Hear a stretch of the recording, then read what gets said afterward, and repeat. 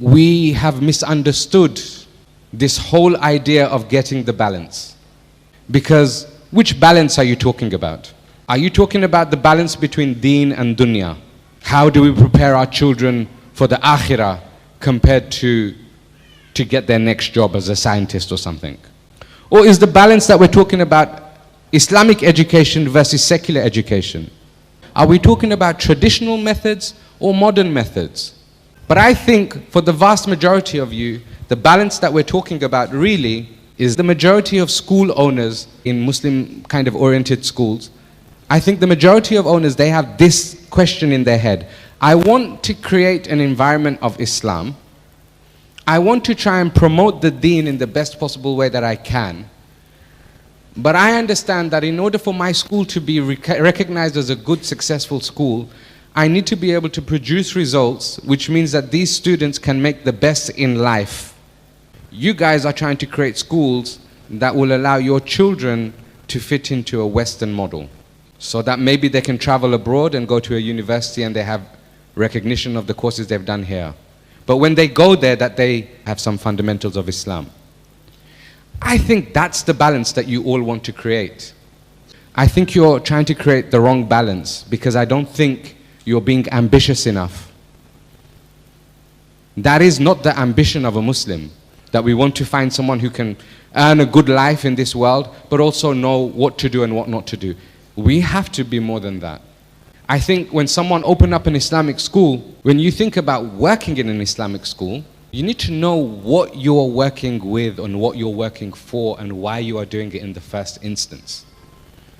I always start with owners specifically, asking these three questions. What's your school? What is the identity of your school?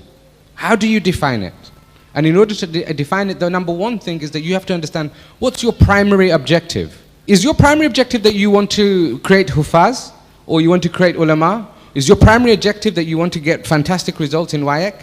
Is your primary objective that you want to get recognized by the Cambridge Authority? Is your primary objective that you want to have IGCSE certification in your school? Is your primary objective that you want to make money? Is your primary objective that you can put your name or your parents' name on top of the school and say, oh, everybody in my family, look, mashallah, look what I have done. What's your primary objective? That's not for me to say, that's for you to say. Each individual school, that's for you to say. And as teachers, this is also for you to say. Why are you working in an Islamic school? I'm asking you, what's your intention? What's your niyyah? Is it to earn your 20,000 bucks at the end of the month? Believe me, you can do something else. Is it because you're trying to keep yourself connected to the deen? Somehow hold on to the coattails of little children who are already kind of sin-free and you want to be part of that? Is it because you want to earn halal income? You need to answer these questions. But there's not multiple answers. Primary objective is one. There can only be one primary objective. The next one is subsequent objectives. As a result of your primary objective, what are the next objectives that are achieved with it? You must ponder on this. The next question is, who is your stakeholder? As a school, the stakeholder and the finance people will know this better than anyone else. When we talk about stakeholders, we're talking about who looks to benefit, who are you looking to serve, who do you answer to?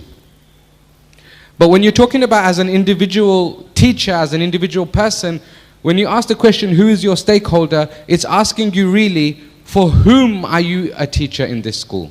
Are you a teacher in the school for the children? Are you a teacher in the school for your own heart? Are you a teacher in the school for your bank balance? Last one, how do you define success? This is the most difficult one.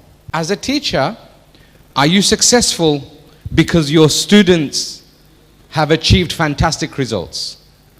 As a teacher, are you successful because the children who you teach in your class have adab and akhlaq, which makes you wish they were your own children?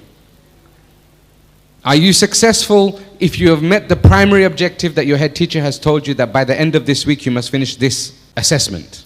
As a school owner, someone in management, how do you define your success? By the number of children that memorize Quran? Is it by how many kids you can get into further education in foreign colleges and universities? Is it by how many people are going to come and congregate when you have your annual program at the end at Ramadan? How do you define success?